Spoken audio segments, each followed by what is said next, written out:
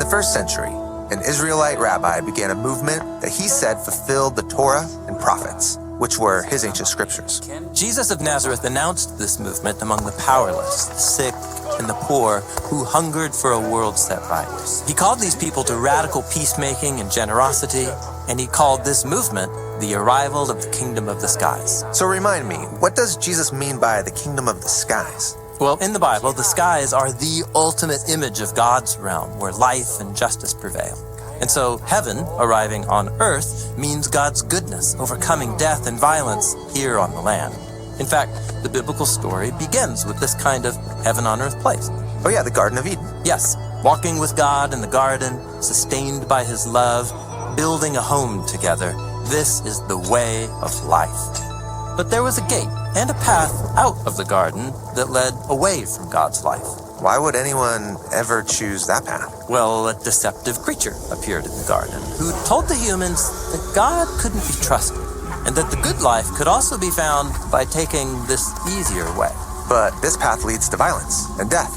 Right. And so the Torah and prophets tell the story about God choosing one family, Israel, and then giving them his Torah, his instruction, about how they can return to God's presence once again, how they could build homes and communities where God can come and live among them, how they could even demonstrate to the rest of the world the way back to God's life. But even with God's instruction, Israel was also deceived, and they took another path. Yeah, they were deceived by their own prophets and leaders who claimed to speak on God's behalf. The prophet Ezekiel called them wolves, people who not only take the wrong path themselves, they get others to follow them. Okay, but now Jesus is claiming that God's kingdom has arrived with him. Right. Jesus is creating a new group of Israelites who will take the right path. They'll reject deceivers and build something that lasts if they accept this calling. And so, in this closing section of the Sermon on the Mount, Jesus presents a choice. Enter through the narrow gate, because wide is the gate and broad is the road that leads to ruin, and those who enter through it are many. How narrow is the gate, and how constricted is the road that leads to life, and those who find it are few. Jesus wants to be clear. The path to life is not easy. It can feel confining at times, and you're likely to face difficult trials, but in reality, it is the way to true freedom. So there'll be people who'll try to lead you off the path of life? Yes, or as Jesus continues, watch out for illegitimate prophets who come to you in the clothing of sheep, but inside they are wolves who snatch. Okay, but if they're disguised, how can I recognize them as wolves? Well, pay attention, Jesus says, to how they live, whether their choices produce life and flourishing for themselves or other people, or not. By their fruits, you will recognize them. Fruit meaning the outcome of someone's decisions, their way of life? Right. If you're the kind of person whose actions produce diseased fruit, you won't last in God's new reality. Okay, but life is more complex than that. I could produce enough good fruit to fool a lot of people, even fool myself. Maybe, for a while, but you won't fool God, as Jesus says. Many will say to me on that day, Master, Master, didn't we prophesy in your name, and cast out demons in your name, and do many mighty acts in your name? And then I will declare to them, I have never known you. So someone could imitate the actions of Jesus, but never be known by him? Well, remember, Jesus warned about doing the right thing for the wrong reasons. If our motives are disconnected from our actions, we miss out on the life-giving, intimate connection that Jesus offers with himself. A connection with Jesus himself? Jesus isn't just presenting a choice about our behavior. The choice is about how we respond to him. Will we let him transform our ways to be more and more aligned with God's ways? Or, as he puts it next, where are we going to build our house? On the sand or on the rock? Well, that's a memorable image, but kind of random. Not really. In the Hebrew scriptures, the house of God is the most common phrase to describe God's temple, up on the rocky hill of Jerusalem. It's an image of how God's followers can build a community where God's heavenly presence can reside here on earth, just like the Garden of Eden. So then, everyone who hears these words of mine and does them, they will be like a wise man who built his house on the rock. And the rain came down, and the rivers came, and the wind blew, and they fell upon that house, but it did not fall, because the foundation was on a rock. And everyone who hears these words of mine and does not do them, They will be like a foolish man who built his house on the sand. And the rain came down, and the rivers came, the wind blew, and they fell upon that house, and it fell. And its falling was huge. So, build places where God can reside and where Eden can spring to life, because ultimately, those places are the only ones that will last. Yes. And just like Jesus said at the very beginning of the sermon, a city on a hill cannot be hidden. So let that light shine for everyone to see. Jesus is describing a new humanity who lives together by God's wisdom and love, creating communities of peace and justice in the midst of violence and death that surrounds on every front. In all the teachings of the Sermon on the Mount, Jesus has given us a bold vision for what this can look like. And through the rest of his own life, Jesus lived out that vision. And he offered his followers the choice to do the same. And now, that choice is ours.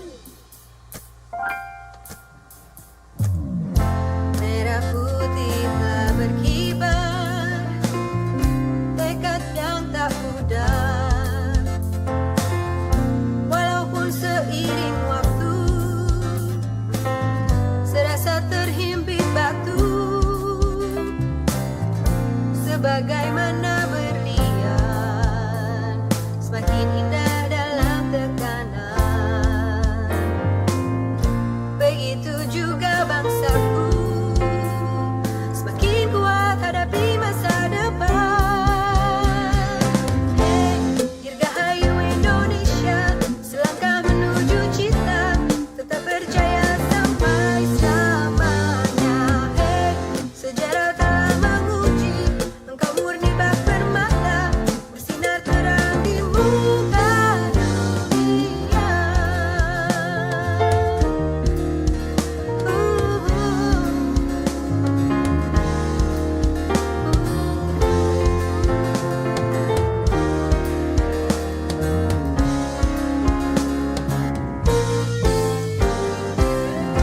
Dengan tegap you berdiri, teguhkan jati diri di tengah persaingan dunia, tetap merasa bangga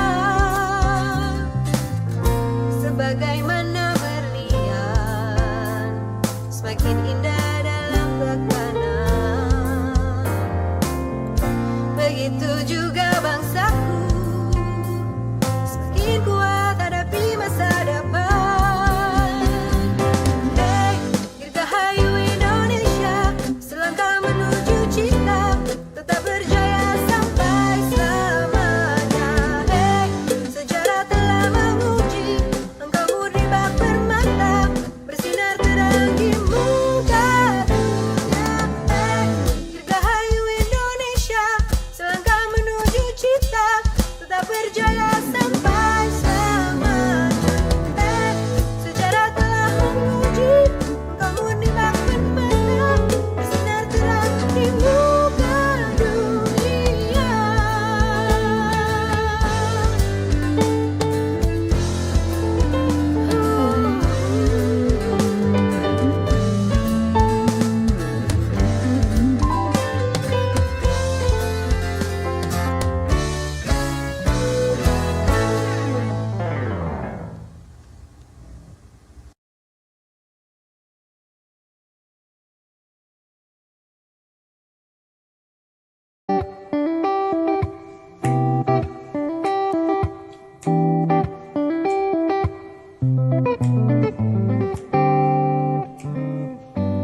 Merah putih telah berkibar, tekad yang tak pudar.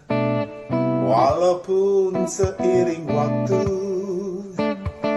serasa terhimpit batu, sebagaimana berlian semakin indah dalam tekanan. Begitu juga bangsaku, semakin kuat hadapi masa depan. Hey, dirgahayu Indonesia, selangkah menuju cita, tetap berjaya sampai selamanya. Hey, sejarah telah menguji, engkau murni bak permata, bersinar terang di muka dunia.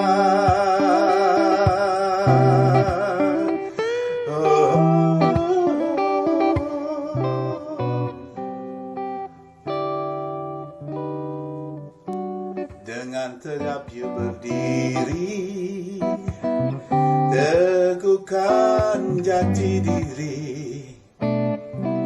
Di tengah persaingan dunia, tetap berasa bangga, sebagaimana berlian semakin indah dalam tekanan. Begitu pula bangsaku, semakin kuat hadapi masa depan. Oh, hey, dirgahayu Indonesia, selangkah menuju cita, tetap percaya sampai selamanya. Hey, sejarah telah menguji, engkau murni bak permata, bersinar terang di muka dunia.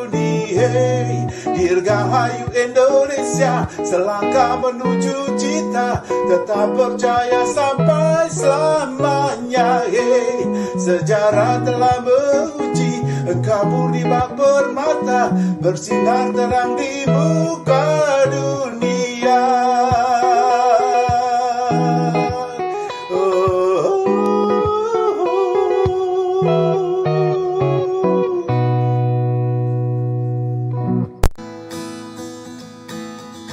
Merah putih telah berkibar, tekad yang tak pudar.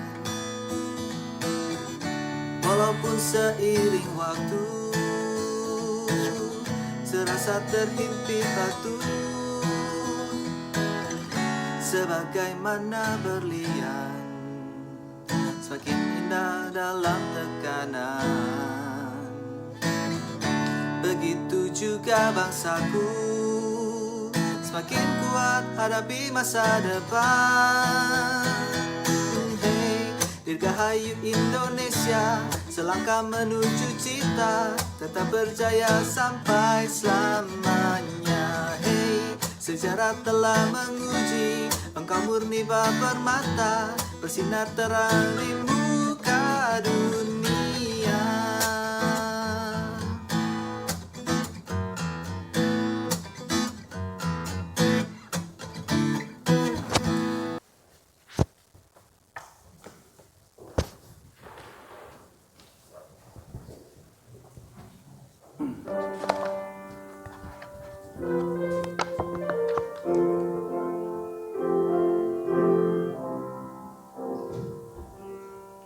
Shalom, Halo, jemaat yang dikasihi Tuhan Yesus Kristus. Pemberita firman beserta majelis yang bertugas dalam ibadah ini mengucapkan selamat datang dan selamat beribadah di hari Minggu ke-10 sesudah Pentakosta. Dalam ibadah ini kita juga akan menaikkan syukur kepada Tuhan dalam rangka HUT kemerdekaan Republik Indonesia yang ke-80. Kiranya ibadah yang kita lakukan saat ini berkenan di hadapan Tuhan dan kita semua diberkati olehnya. Sebelum kita menghadap Tuhan, saya undang kita bersaat teduh sejenak.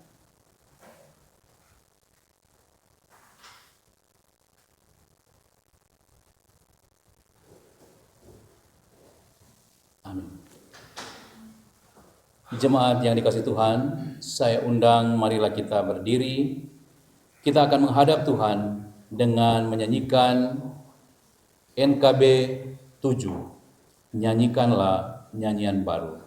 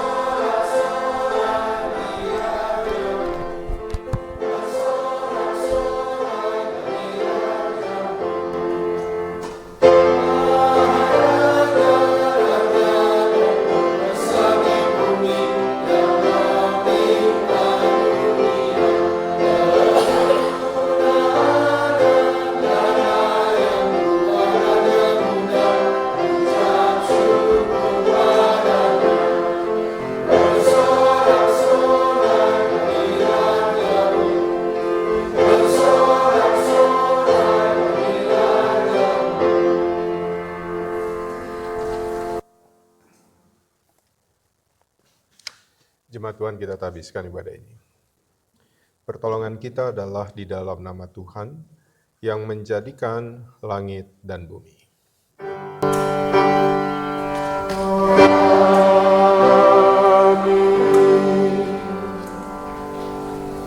Nats pembimbing dari 1 Petrus pasal 2 ayat yang ke-16 menyatakan, hiduplah sebagai orang merdeka, dan bukan seperti mereka yang menyalahgunakan kemerdekaan itu untuk menyelubungi kejahatan-kejahatan mereka.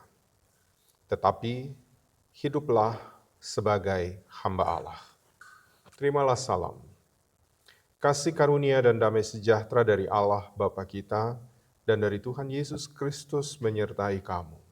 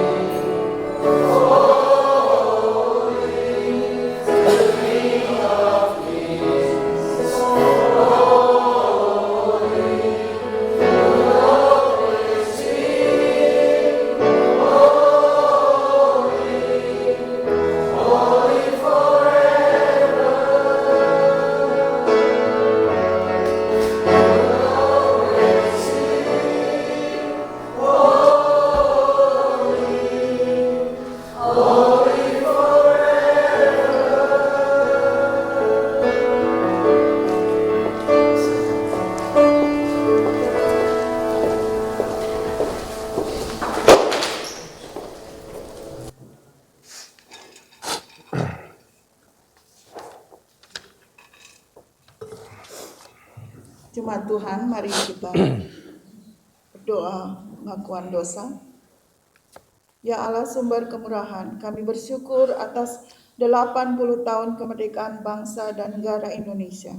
Kami berdoa agar Engkau memberi petunjuk dan kekuatan kepada para pemimpin di Indonesia agar mereka dapat memimpin rakyat dengan baik dalam menghadapi tantangan global dan membawa Indonesia semakin maju dan lebih baik lagi. Kami juga bersyukur kepadamu yang selalu setia memelihara persekutuan kami. Kami berterima kasih atas karyamu yang nyata dalam persekutuan kami. Mampukanlah kami untuk menjalani hidup sebagai alatmu yang membangun persekutuan ini dan juga keluarga kami. Kehadiran kami kiranya menyatakan berkat-Mu bukan menjadi batu sandungan bagi sesama kami. Jauhkanlah kami dari perkataan-perkataan yang tidak baik dan menjatuhkan. Mampukan kami untuk menyadari bahwa Engkau mengetahui dosa dan kejahatan kami yang tersembunyi sekalipun. Kami memohon kiranya Engkau mengampuni segala dosa kami, serta baharuilah hidup kami di dalam Roh-Mu.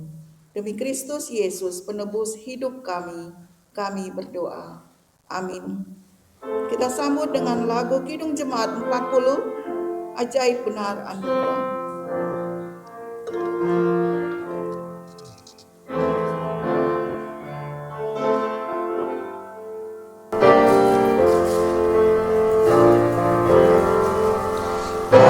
Ajaib benar anugerah pembaru hidupku, ku hilang tak bercelas olehnya aku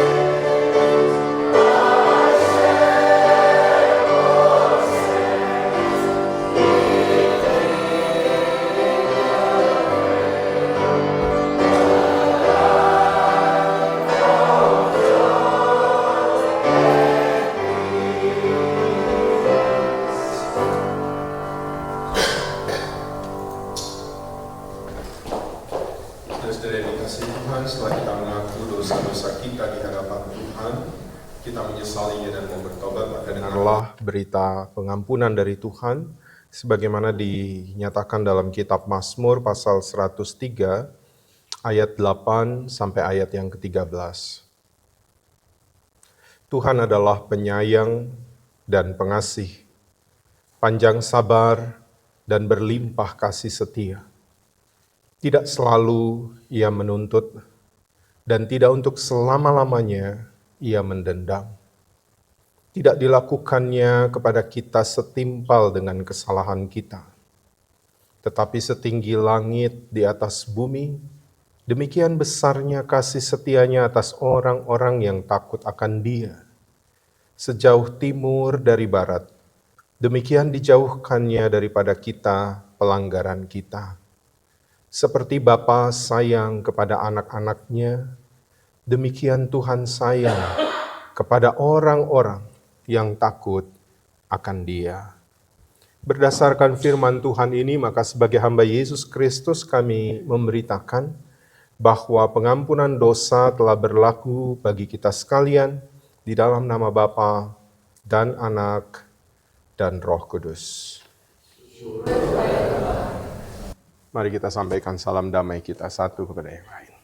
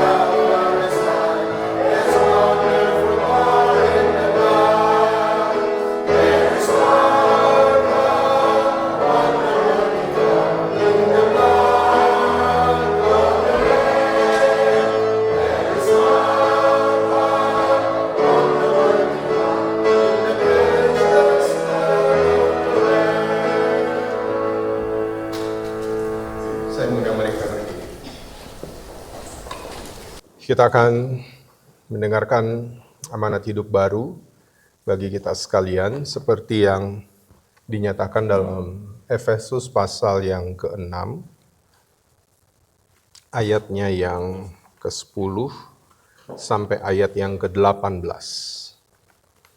Kita akan membacanya secara bergantian. Efesus pasal 6 ayat 10 sampai 18. Saya memulai ayat 10, saudara-saudara ayat 11, demikian sampai ayat ke-18. Akhirnya, hendaklah kamu kuat di dalam Tuhan, di dalam kekuatan kuasa-Nya.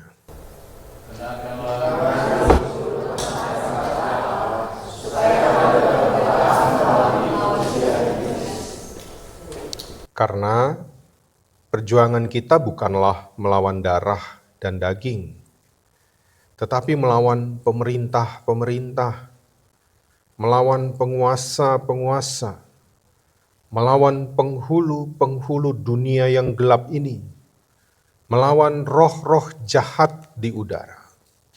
Sebab itu,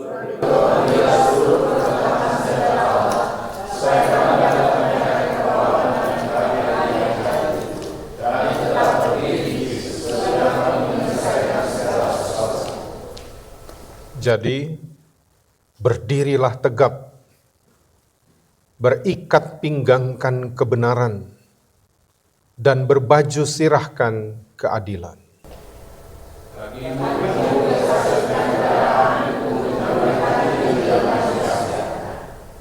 Dalam segala keadaan, pergunakanlah perisai iman. Sebab dengan perisai itu kamu akan dapat memadamkan semua panah api dari si jahat. Dan terimalah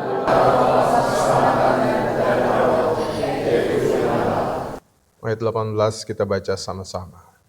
Dalam segala doa dan permohonan, berdoalah setiap waktu di dalam roh, Dan berjaga-jagalah di dalam doamu itu dengan permohonan yang tak putus-putusnya untuk segala orang kudus. Demikianlah amanat hidup baru, kiranya Roh Kudus menolong kita mewujudkan kemuliaan Allah dalam hidup kita dan di seluruh dunia.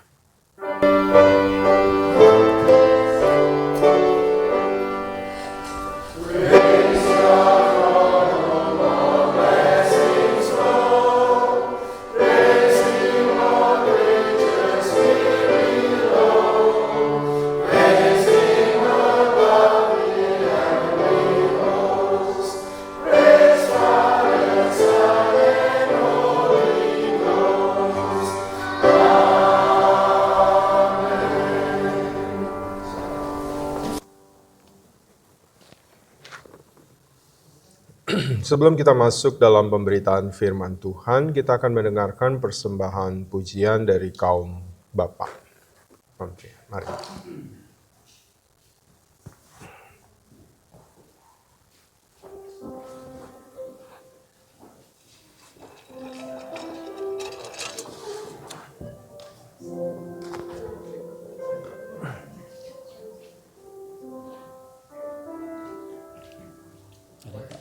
Ada.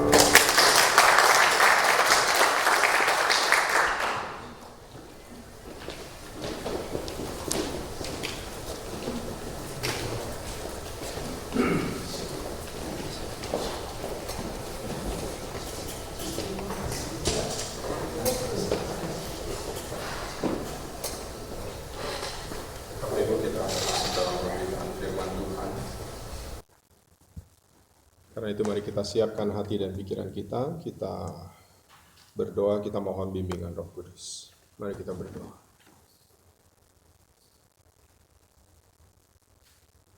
Ya Allah yang baik, Allah yang setia bagi kami selalu bersyukur ketika kami memiliki kesempatan untuk kembali dapat mendengarkan firman-Mu.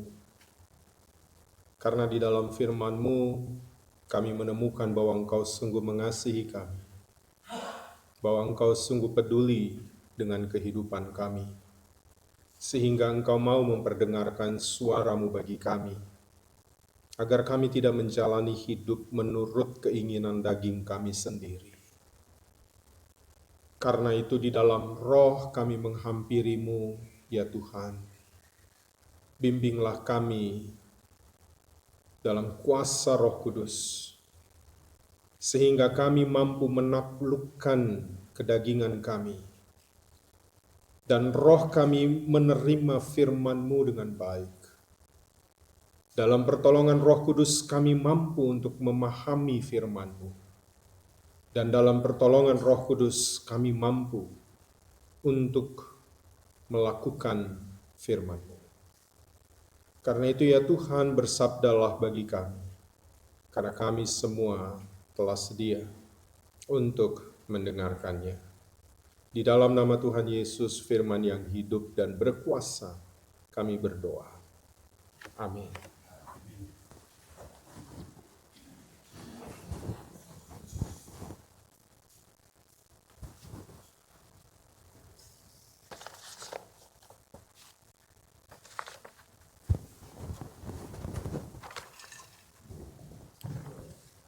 Jemaat yang dikasihi Tuhan, pembacaan Alkitab kita dalam ibadah Minggu sore ini terdapat dalam Kitab Perjanjian Baru, 1 Korintus 6 ayat 12 hingga ayatnya yang ke-20 yang diberi judul Nasihat terhadap Percabulan.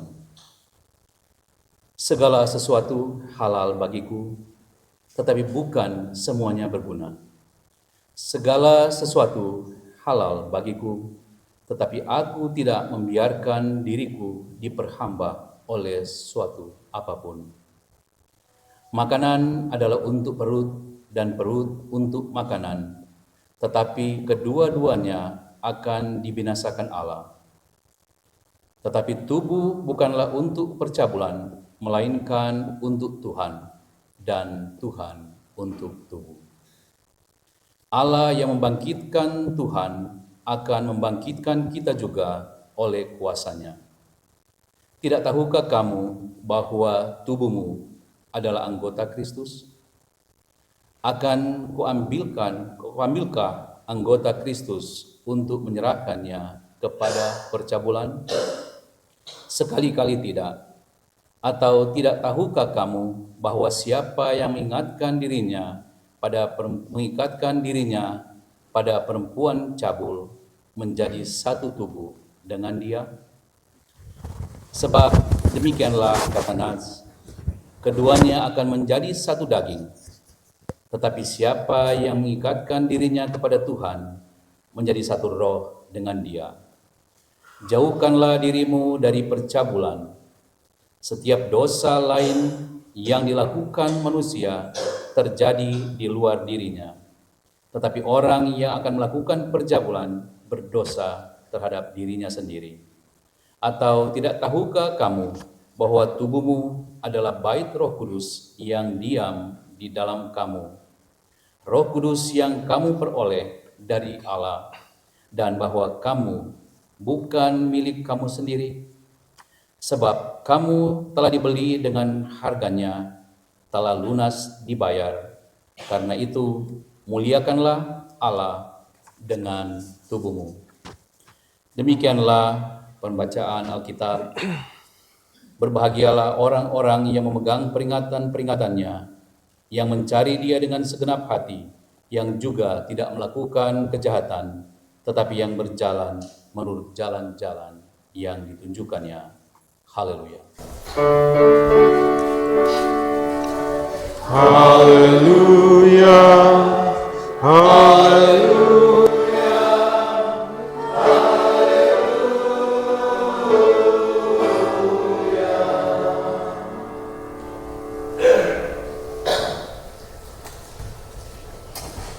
Ibu dan Saudara yang dikasihi Tuhan, Shalom. Saya tahu ada beberapa dari Bapak Ibu yang tadi baru mengikuti upacara di Tilden, gitu ya, HUT RI ke-80. Supaya di sini kita juga dapat feel-nya, gitu ya. Maka saya memulai dengan mengucapkan atau berteriak merdeka 1 kali, Bapak Ibu respon saya dengan merdeka 3 kali. Oke? Ya. Merdeka! Wah, Pak Polisi paling kencang namanya, mantap. Ya, baik Bapak Ibu. Tadi sebelum masuk di sini, saya sempat berbincang dengan Pak Penatua Oscar di luar, di ruangan. Pak Penatua Oscar memastikan kepada saya, Pak Pendeta, ini kan kalau dari judulnya Pak Pendeta mau bicara soal merdeka, kemerdekaan. Tapi apa betul bacaannya tentang percabulan? Jadi Pak Oscar konfirmasi ulang ke saya, jangan sampai saya salah, ada angka yang salah. Saya bilang, benar Pak, benar. Nanti saya akan jelaskan apa, di mana nyambungnya gitu ya antara merdeka ini dengan apa yang menjadi bacaan kita. Nah Bapak Ibu, saya mulai dengan pernyataan ini. Semua orang yang hidup di dunia ini ingin hidup sebagai orang merdeka. Gak ada yang ingin hidup diperhamba, tuh gak ada. Semua orang ingin menjadi orang yang merdeka. Tapi yang menjadi masalah adalah tidak semua orang yang ingin hidup merdeka, mereka mengerti secara esensi arti dari kemerdekaan itu. That's a problem. Tidak semua orang mengerti arti dari kebebasan. Dan tahukah kita? Saya minta tolong disiapkan dulu. Saya mohon maaf Pak Joshua Simbolon. Saya belum menyampaikan untuk mau tampilkan ayat ini, tapi tolong ditampilkan Kejadian pasal 2 ayat 16 dan 17. Bapak Ibu, tahukah kita bahwa ujian pertama di dalam Alkitab yang diberikan Tuhan kepada manusia adalah berbicara tentang kemerdekaan, tentang kebebasan. Lihat, ini ayatnya. Lalu Tuhan Allah, ini Kejadian 2 ayat 16, memberi perintah ini kepada manusia. Adam. Tuhan bilang apa? Semua pohon dalam taman ini boleh kamu makan buahnya dengan dikasih kemerdekaan. Bebas. Semua. Ayat 17. Tetapi pohon pengetahuan tentang yang baik dan yang jahat itu janganlah kau makan buahnya. Pada hari engkau memakannya, pastilah engkau mati. Apa yang saya mau sampaikan Bapak Ibu? Tuhan kasih kepada Adam kemerdekaan, kebebasan. Semua pohon boleh kamu makan buahnya dengan bebas. Tapi bukan berarti kemerdekaan itu tidak ada batasnya. Dan Tuhan bilang, dari semua yang Tuhan ciptakan, Tuhan cuma kasih batasan berapa yang gak boleh dimakan? 1. Bukan dari semua pohon, hanya 1 pohon yang kamu boleh makan dengan bebas. Itu gak bebas namanya. Tapi Tuhan ciptakan sangat banyak, tapi Tuhan kasih batasan. 1 saja. Jangan kamu makan. Ini pelajaran pertama yang Tuhan berikan kepada manusia di dalam Alkitab adalah tentang kemerdekaan.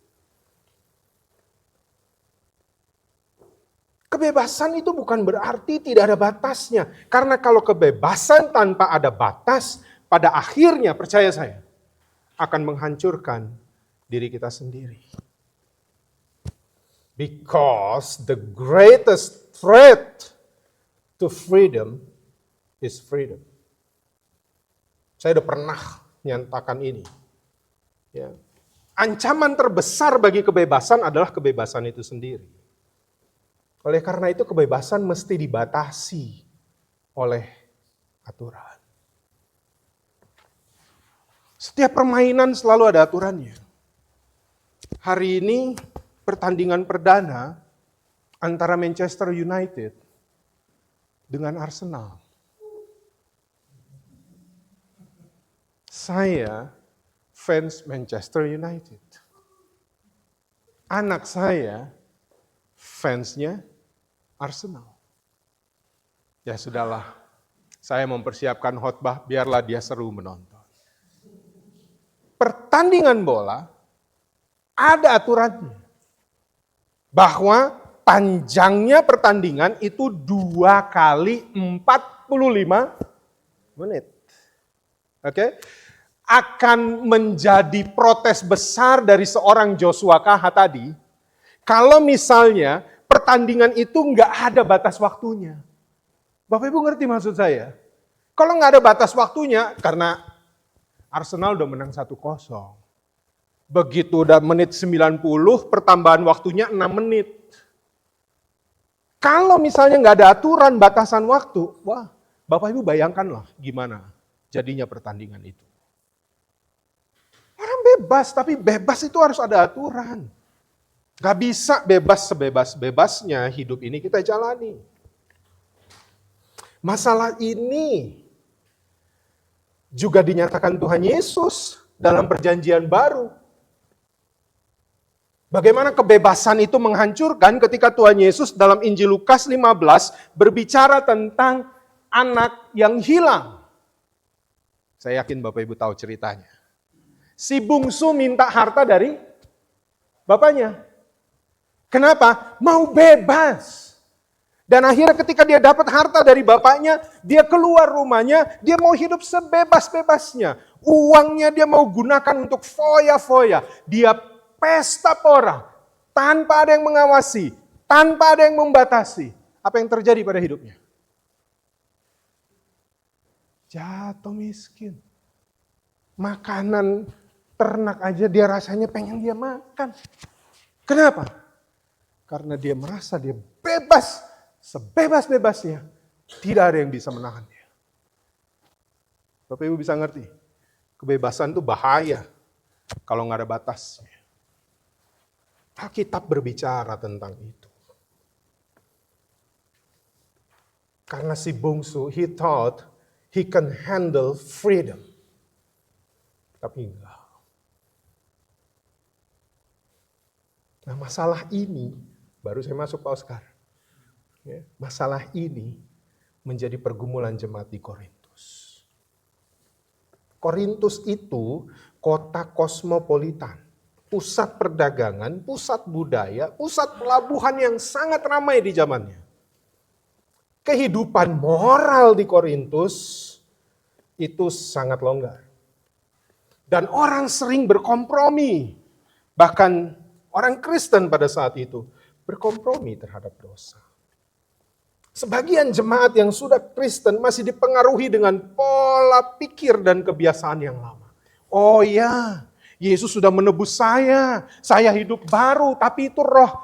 Materi dan roh itu beda, itu filosofi yang mereka pegang.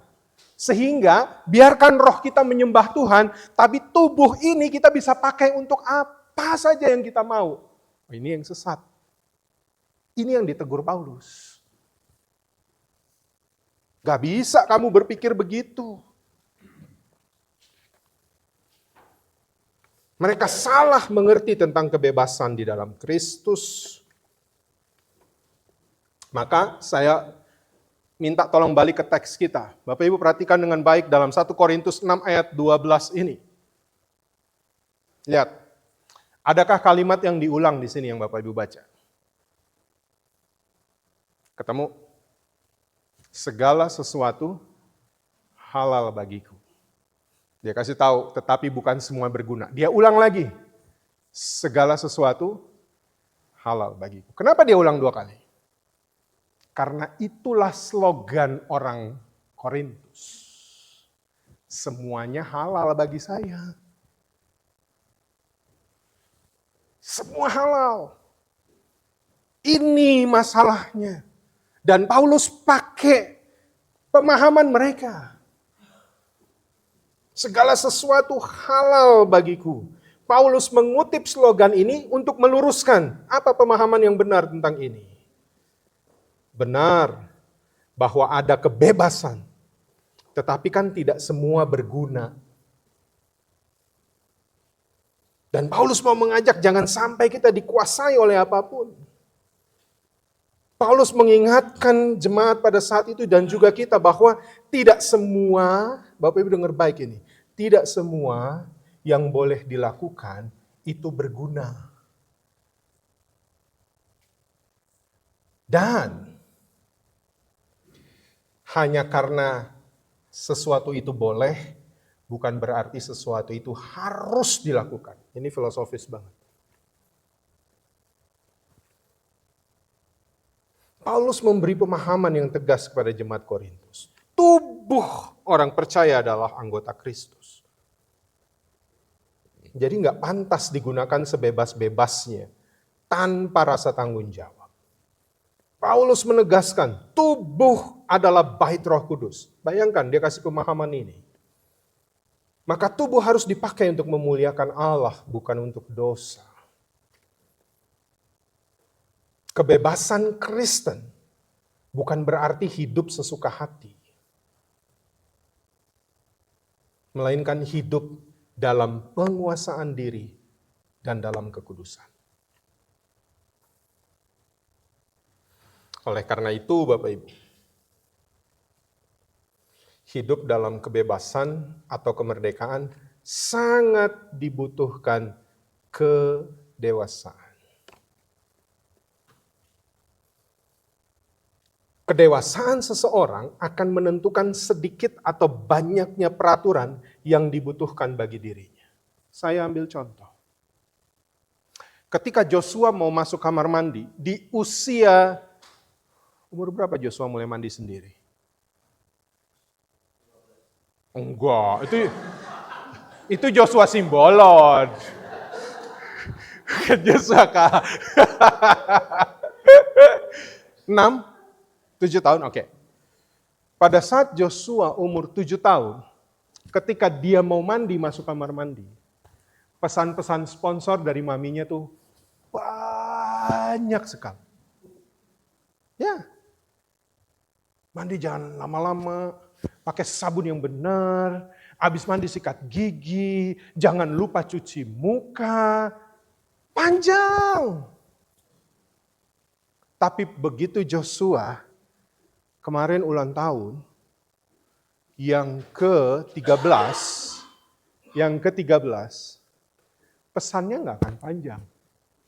Cuma satu kadang-kadang pesannya, jangan lama-lama. Kamar mandi kita cuma 1. Kenapa? Dulu lebih panjang dan sekarang menjadi lebih pendek pesannya. Karena dia sudah beranjak lebih dewasa.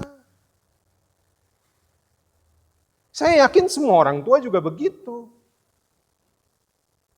Bahwa ketika seseorang, makanya pahami ini, ketika seseorang bisa menghandle kebebasannya dengan kedewasaan, nggak terlalu banyak aturan yang perlu dia dapat. Tapi semakin dia nggak bisa handle kebebasannya, akan banyak aturan yang harus membatasi dia. Itu logika. Ya, itu yang harus kita tahu.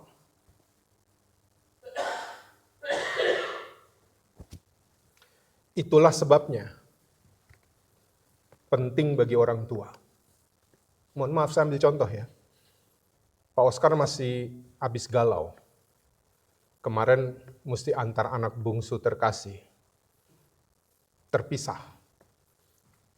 Kalau saya tidak salah, this is for the first time for her.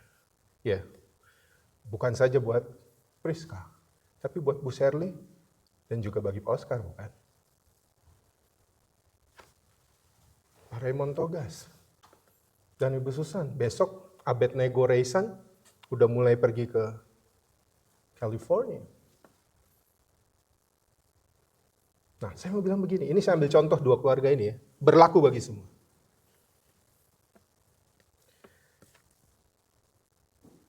Orang tua yang mengirim anaknya untuk kuliah, nanti sebentar lagi Audrey, gak lama lagi. Ada gilirannya kan semua. Ya, dengar baik orang tua. Setiap orang tua yang akan mengirim anaknya untuk kuliah, dan mereka akan tinggal jauh dari orang tua, maka yang paling penting bagi orang tua adalah mendewasakan mereka terlebih dahulu. Sehingga mereka pada saat terpisah, mereka sudah dewasa untuk mampu bertanggung jawab atas dirinya, dewasa untuk disiplin, dewasa untuk mengendalikan diri, dia punya self-control yang baik, dan dia dewasa untuk mempunyai planning dalam hidupnya. Ini penting. Karena kalau orang tua tidak mempersiapkan anaknya untuk dewasa dalam kemerdekaannya, maka yang akan terjadi adalah Pak Oscar, Ibu Shirley, 2 hari sekali mesti ke dormnya Priska. Ya, kenapa? Karena rasa, kayaknya kurang untuk saya dewasakan dia. Bu Vera sama Pak Raymond mesti ke California untuk lihat dia tuh Ryan. Bapak Ibu lakukan? Tidak. Kenapa? Sudah mulai mendidiknya untuk dia semakin dewasa. Pada saat terpisah, akankah Pak Oscar, mulai hari ini kan pagi kan, mulai Priska hari pertama ya Pak, sama Ibu ya. Tadi pagi telepon, Priska so mandi nggak Ana? Enggak. Kalau Priska bilang, sudah, so sikat gigi, kan enggak kan? Kenapa? Sudah diajar bagi dia untuk bisa handle tentang kebebasannya. Dia mau bangun jam berapa kan terserah dia. Ibu bapak nggak tahu. Saya mau tanya Pak Raymond sama Ibu Susan. Waktu mulai Abednego kuliah yang pertama di mana itu? Massachusetts. 2 hari sekali ke Massachusetts. Bangkrut. Kenapa bangkrut? Nggak bisa kerja. Ya kan? Loh iya harus dikit-dikit harus ke sana untuk handle. Dikit-dikit harus ke sana untuk handle. No. Apalagi Pak Polisi sama Ibu. Yang 2 putrinya di Bandung, Bapak sama Ibu di sini. Ya. Sudah menjadi kewajiban orang tua. Makanya di umur 12, waktu Joshua umur 12, maminya sempat bilang begini. Pokoknya pas Joshua nanti kalau kuliah, dia mulai tinggal di dorm misalnya, saya ikut dia. Saya cuma lihat istri saya, nah kita dang.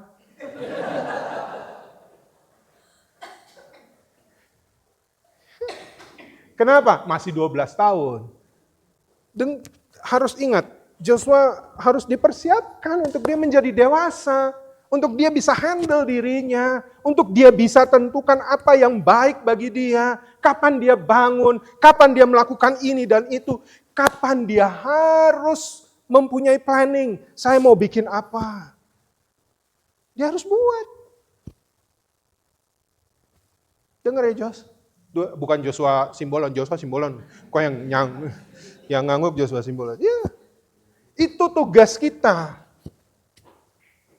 Dan kalau orang tua sudah well prepare buat anaknya, bisa handle soal kebebasannya, damai sejahtera akan dirasakan. Anak pun gak akan merasa setiap hari harus 3-4 kali ditelepon, 5 kali, 7 kali. Sehingga dia risih. No.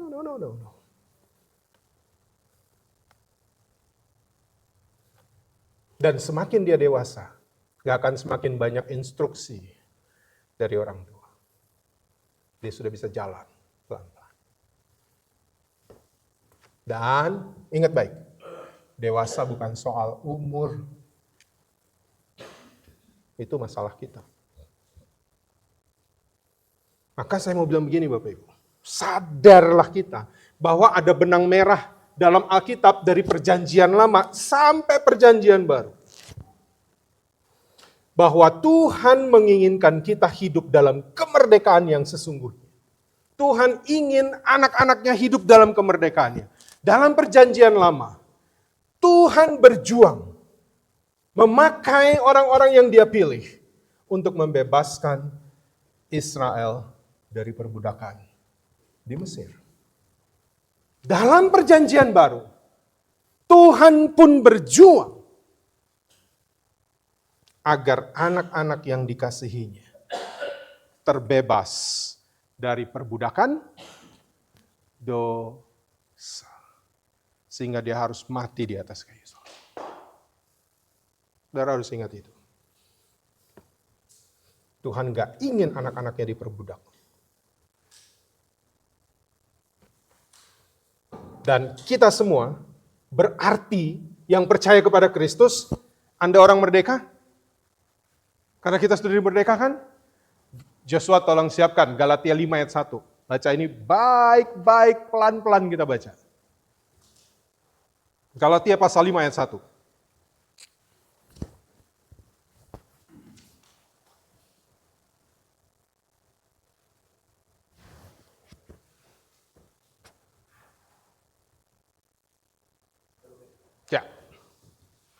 Ya.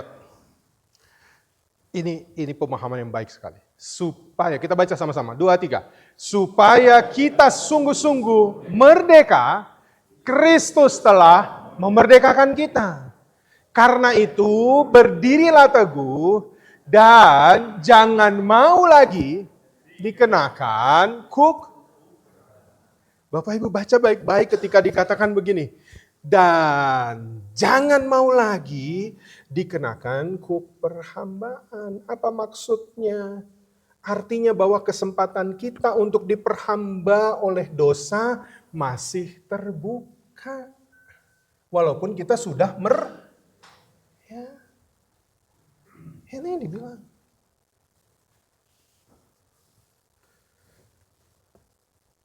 Kecuali kita berdiri di atas kebenaran.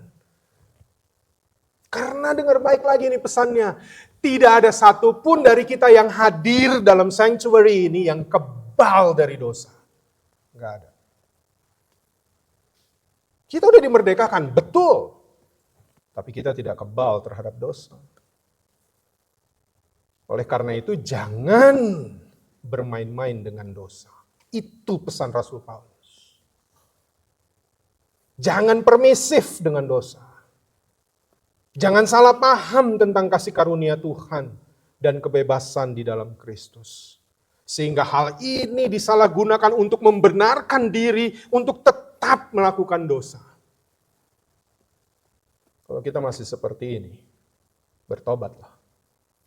Bukan itu makna kemerdekaan.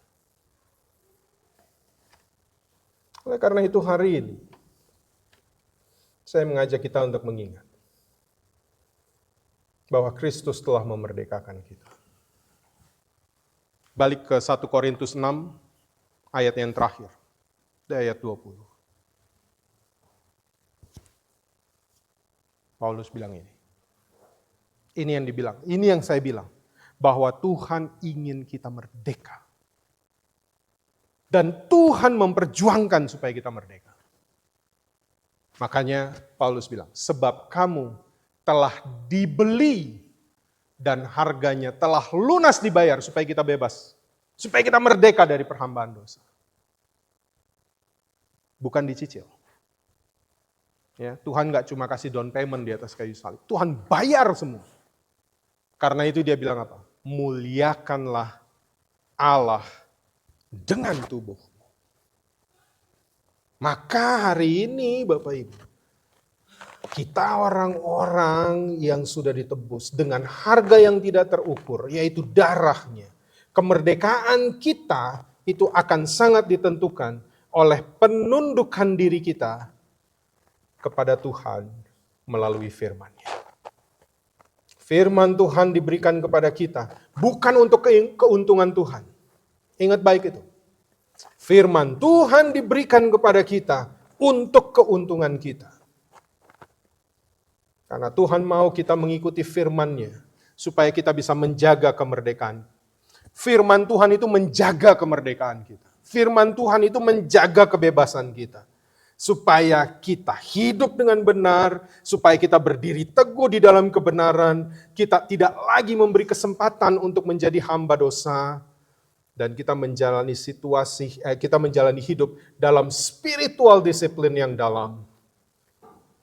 Sehingga kita benar-benar menjadi orang yang merdeka dan dewasa di dalam Kristus. Kenapa Tuhan memperjuangkan kita? Ini pesan saya paling akhir. Ingat baik ini Bapak Ibu. Tuhan punya rencana bagi hidup saudara dan saya. Dan dia bayar mahal supaya rencananya genap dalam hidup saudara dan saya. Dia bayar mahal. Dia bayar mahal untuk itu. Darah dan daging pun saya bayar, kata Tuhan. Karena dia punya rencana. Maka jalanilah hidup sebagai orang merdeka yang bertanggung jawab. Orang merdeka yang menundukkan diri di bawah firman. Karena Tuhan kasih kita firman supaya kita tahu kita pada berjalan on the right track untuk dapat apa yang menjadi penggenapan janji Tuhan di depan. Tuhan sudah sediakan bagi kita. Amin.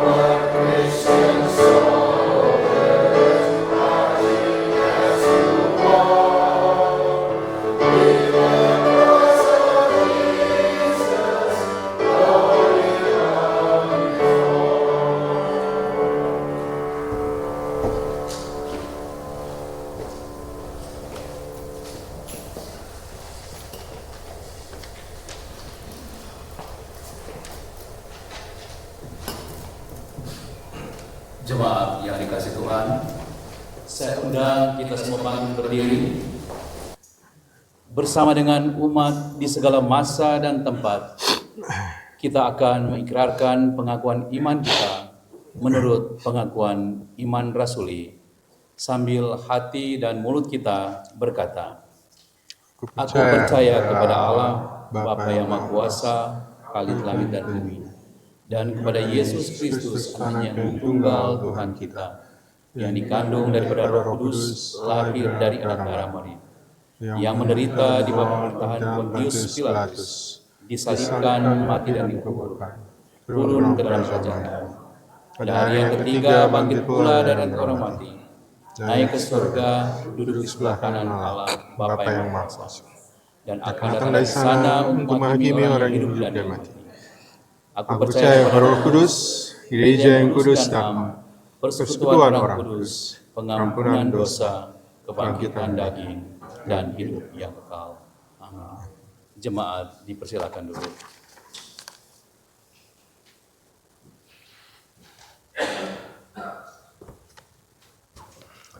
Mari kita berdoa. Kami bersyukur untuk firman-Mu bagi kami. Terima kasih Tuhan, Kau memerdekakan kami dari perhambaan dosa. Karena itu mampukan kami untuk kami berdiri teguh, tidak mau lagi diperhamba dengan dosa. Dan kami percayakan kuasa-Mu. Berikan kami kerendahan hati, biarlah Roh-Mu memimpin kami, agar kami menundukkan diri kami di bawah firman-Mu, yang akan menjaga kebebasan kami, yang akan menjaga kemerdekaan kami, untuk kami menerima penggenapan janji Tuhan dalam keselamatan Tuhan bagi hidup kami. Terima kasih ya Bapa. Kami berdoa pada saat ini bagi saudara-saudara kami, mereka yang sedang dalam keadaan sakit, mereka yang dalam masa pemulihan, dalam masa pengobatan. Kami doakan mereka. Tuhan menolong dan memberkati Pak Bu Cetahalele, Pak Roli Sakul, Ibu Basya Engelen, Bapak Richard Monteverde, Ibu Alma Utoyo, Bapak Pendeta Tony Thanos, Pak Hari Napitupulu, Bapak Roy Jones, Ibu Sylvia Engelen, Ibu Emi Paruntu, Ibu Teli Tandayu, Ibu Lili Huai, dan Ibu Nora Angku. Bahkan saudara-saudara kami yang lain yang hamba tidak sebutkan namanya. Mereka dalam kelemahan, kami mohon kuasa Tuhan menjamah mereka. Biarlah mereka boleh dipulihkan. Mereka selalu mendapat kekuatan yang baru dari Tuhan dalam menjalani hari-hari kehidupannya. Kami juga berdoa saat ini bagi mereka yang bersuka cita, karena Tuhan menyatakan anugerah yang besar bagi mereka dalam pertambahan usia mereka. Kami berdoa, bersyukur bersama dengan Ibu Dore Sijabat yang pada tanggal 1 Agustus yang lalu Tuhan juga tambahkan usianya. Kami bersyukur bersama Bapak Joshua Simbolon yang pada tanggal 12 Agustus yang lalu Tuhan juga tambahkan usianya. Tuhan berkati ia bersama dengan keluarga juga. Kami bersyukur bersama Ibu Ramelia Napitupulu yang Tuhan juga tambahkan usianya pada tanggal 12 yang lalu. Dan Saudari Hannah Mills yang juga Tuhan tambahkan usianya pada tanggal 12 yang lalu. Kami juga bersuka cita dan bersyukur bersama Bapak Raymond Andris yang Tuhan tambahkan usianya pada tanggal 13 yang lalu. Demikian juga dengan Ibu Priscilia Saulina Panjaitan yang Tuhan tambahkan usianya pada tanggal 13 yang lalu. Bahkan kami juga bersyukur bersama atas rahmat Tuhan, pemeliharaan Tuhan bagi keluarga Andris Pandi, bagi Pak Raymond Andris dan Ibu Penatua Vera dalam kehidupan bahtera rumah tangga mereka. Terima kasih Tuhan untuk rahmat-Mu yang besar. Tuhan berkati saudara-saudara kami ini dalam hidup mereka, rencana-rencana mereka, harapan mereka kepada Tuhan yang dinaikkan dalam doa. Dan juga bersama dengan keluarga mereka dimanapun berada. Kami juga berdoa bagi keluarga-keluarga yang mendoakan anak-anak mereka karena mereka harus terpisah untuk melanjutkan pendidikan mereka. Kami berdoa bagi Saudari Priska Saroinsong yang sejak kemarin ia sudah berada di James Madison University di Harrisonburg, Virginia. Tuhan tolong ia ketika ia harus berjuang. Biarlah dalam kemerdekaannya, ia boleh memakai semua potensi yang ada pada dirinya untuk mengejar cita-citanya, menyelesaikan tugasnya dengan baik. Dan juga dia boleh melihat rancangan Tuhan yang indah bagi masa depannya. Demikian juga bagi Saudara Abednego Rey Santogas yang pada esok hari juga akan meninggalkan orang tuanya untuk melanjutkan pendidikannya di Berkeley University, California. Tuhan sertai ia dalam perjalanan yang akan ditempuh. Biarlah hikmat Tuhan menaunginya dalam segala tugas tanggung jawab apapun yang menjadi harapan yang ingin ia capai. Biarlah Tuhan yang menolong, memelihara dan menjaganya. Bahkan setiap anak-anak kami yang lain, yang hamba tidak sebut namanya, yang akan melanjutkan pendidikan mereka. Kami juga memohon penyertaan Tuhan. Bahkan kami sebagai orang tua boleh mendidik mereka untuk bertanggung jawab atas kemerdekaan yang mereka miliki. Dan mereka akan menjadi orang-orang yang merdeka di dalam Kristus. Dan melihat, merasakan, mengalami penggenapan janji Tuhan bagi hidup mereka. Kami berdoa bagi mereka yang menjadi pelayan ibadah hari ini, majelis yang bertugas, pianis Ibu Natalia Angku, Tuhan berkati, tim IT, Bapak Joshua Simbolon, Saudara Ruben Tandayu, Saudara Joshua Kahat, Tuhan juga berkati mereka dalam kehidupan mereka. Kami berdoa bagi dunia ini, biarlah damai Tuhan boleh jadi atas segala pertikaian peperangan yang masih ada. Kami berdoa bagi pemulihan ekonomi dunia. Biarlah para pemimpin Tuhan beri hikmat agar mereka boleh melaksanakan tugas tanggung jawabnya dengan baik. Kami berdoa bagi mereka yang miskin, mereka yang dipenjara, orang-orang yang terlantar, mereka yang menjadi korban berbagai bencana. Tuhan berkati mereka. Dalam keadaan mereka yang terbatas, biarlah anugerah kasih berkat Tuhan mengalir dalam hidup mereka. Kami berdoa bagi bangsa Indonesia yang menikmati 80 tahun kemerdekaan. Biarlah bangsa Indonesia menjadi lebih baik, para pemimpin Tuhan beri hikmat, sehingga mereka boleh melaksanakan tugas tanggung jawabnya dengan baik, mementingkan kepentingan rakyat di atas kepentingan pribadi atau kelompok.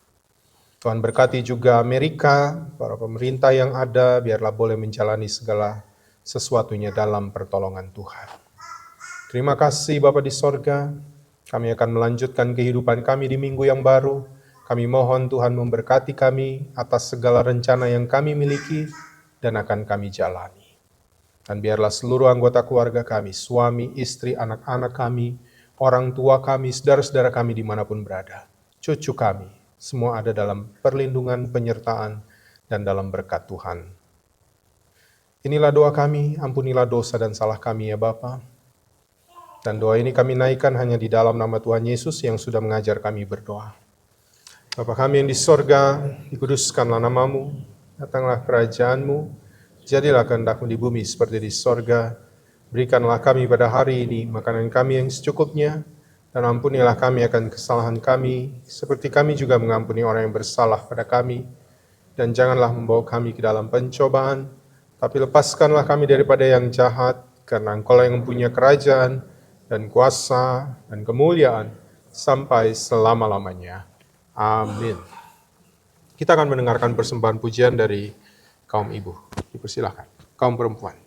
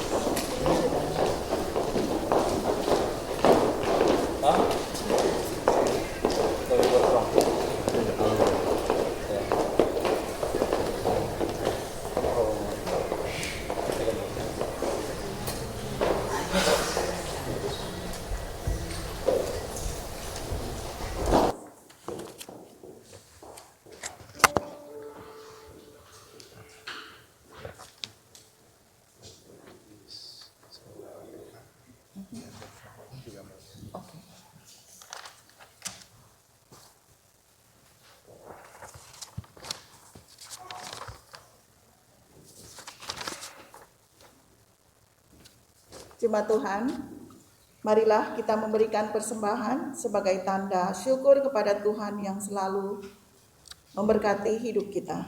Ingatlah pesan Alkitab Mazmur 96 ayat 8, berilah kepada Tuhan kemuliaan namanya, bawalah persembahan dan masuklah ke pelatarannya. Tuhan memberkati saudara dan persembahan saudara. Kita menyanyi Kidung Jemaat 337, betapa kita tidak bersyukur.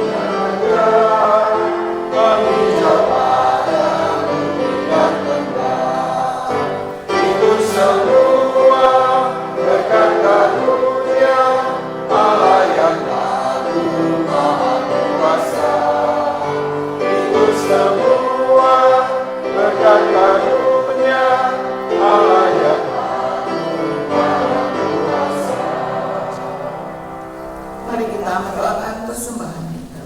Ya Tuhan Yesus, kami bersyukur kepadamu karena kasih dan pengorbananmu yang mendorong kami untuk memberikan persembahan sukarela ini.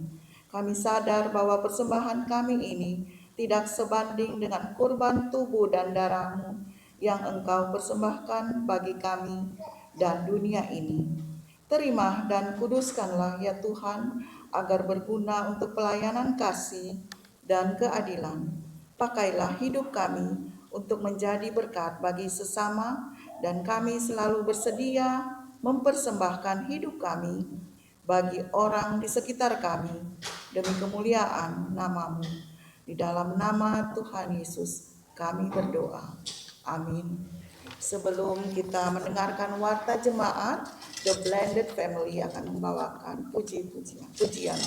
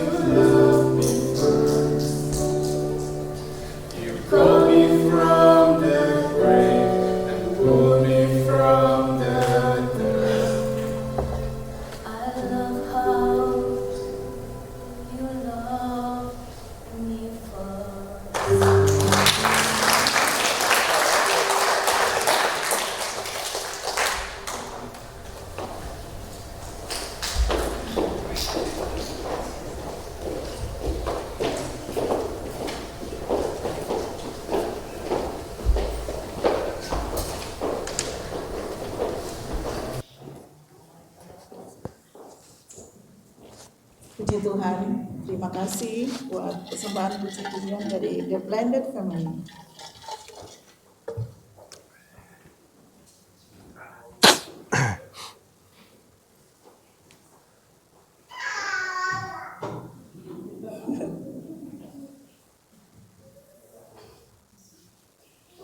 Warta Jemaat, Minggu 17 Agustus 2025.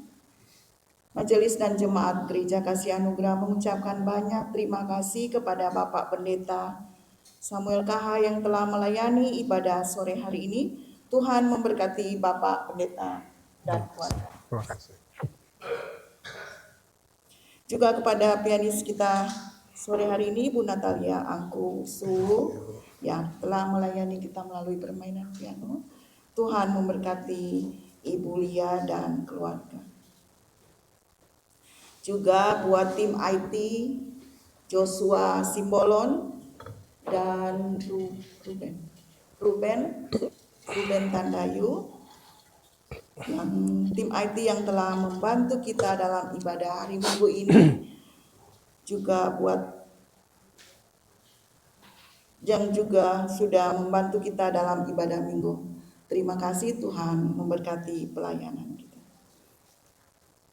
Majelis dan Jemaat Gereja Kasih Anugerah mengucapkan selamat datang pada jemaat yang baru pertama kali datang untuk beribadah pada sore hari ini. Di samping Ibu Yoke ada Tante Peggy, kita udah kenal dulu, pernah datang, dan saudaranya namanya siapa? Oh. Jadi namanya Yoma Huta Barat. Yoma Oh, Huta Barat. bisa ke depan untuk memperkenalkan diri? Iya.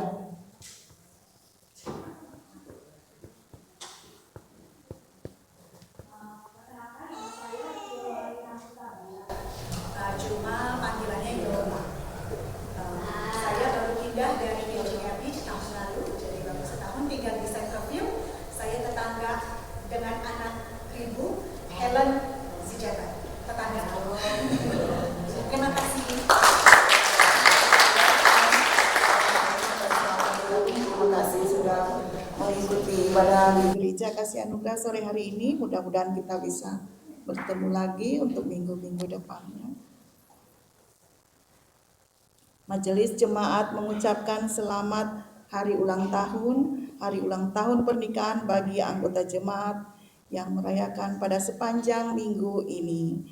Hari ulang tahun Bapak Joshua Simbolon 12 Agustus, Ibu Ramelia Napitupulu 12 Agustus, Hana Mills 12 Agustus, Bapak Raymond Andris 13 Agustus, Ibu Priscilia KH 13 Agustus, dan HUT anniversary keluarga kami sendiri.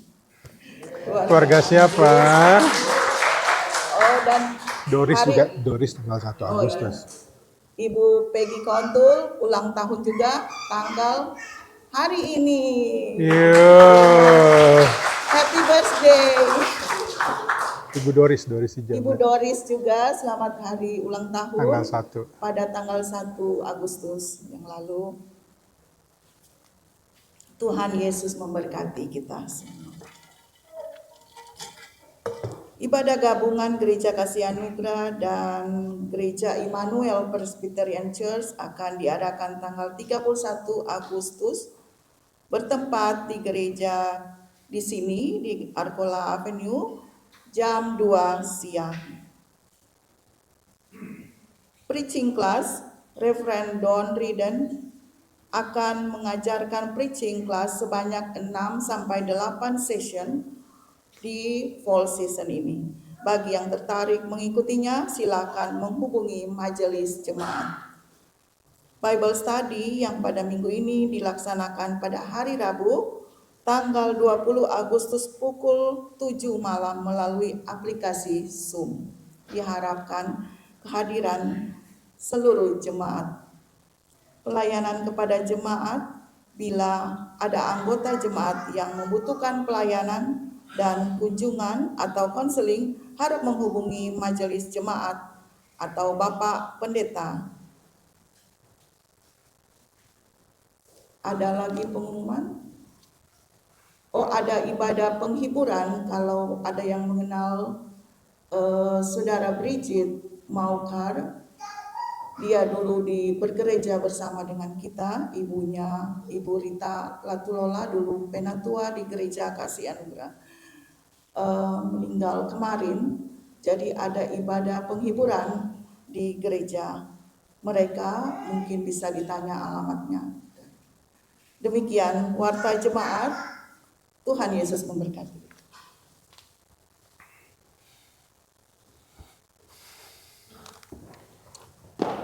Jemaat Tuhan, saya undang mari kita berdiri. Pergilah dalam damai sejahtera Tuhan sebagai orang-orang yang merdeka di dalam Kristus, dengan mau melakukan firman Tuhan yang sudah kita dengar, dan kita tetap menaruh pengharapan di dalam Tuhan bahwa janjinya pasti akan digenapi bagi kita orang-orang yang dikasihinya. Sebelum menerima berkat Tuhan, kita menyanyi bersama Kidung Jemaat 426.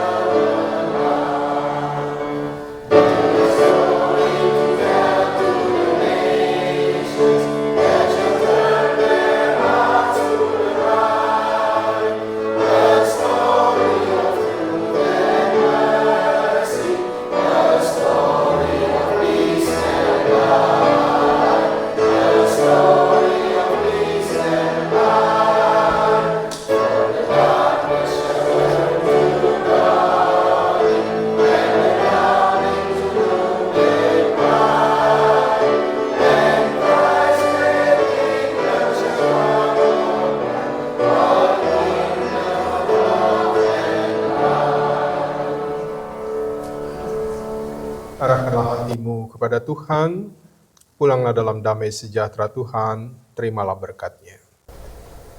Tuhan memberkati engkau dan melindungi engkau. The Lord bless you and keep you. Tuhan menyinari engkau dengan wajah-Nya dan memberi engkau kasih karunia. The Lord make His face shine on you and be gracious to you. Tuhan menghadapkan wajah-Nya kepadamu dan memberi engkau damai sejahtera. The Lord turn His face toward you and give you peace. Hallelujah.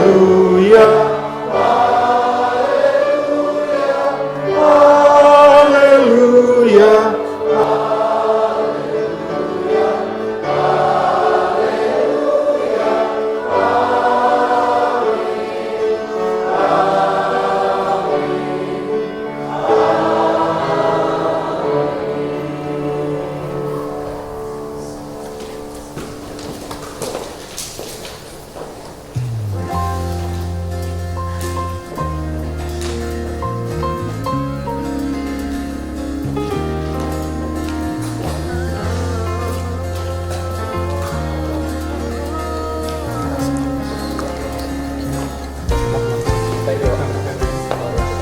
Thank you, Josh. Thank you, man. Telah berkibar, tekad yang tak pudar. Walaupun seiring waktu serasa terhimpit batu,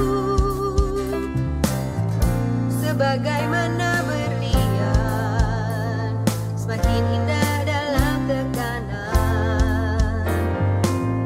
tinggal di Washington DC area?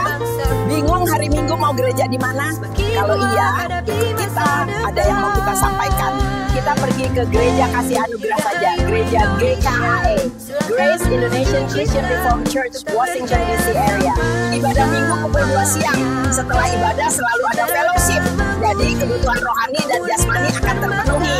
Enak kan? Selain itu kita juga ada Bible study melalui aplikasi Zoom setiap hari Rabu jam 7 malam.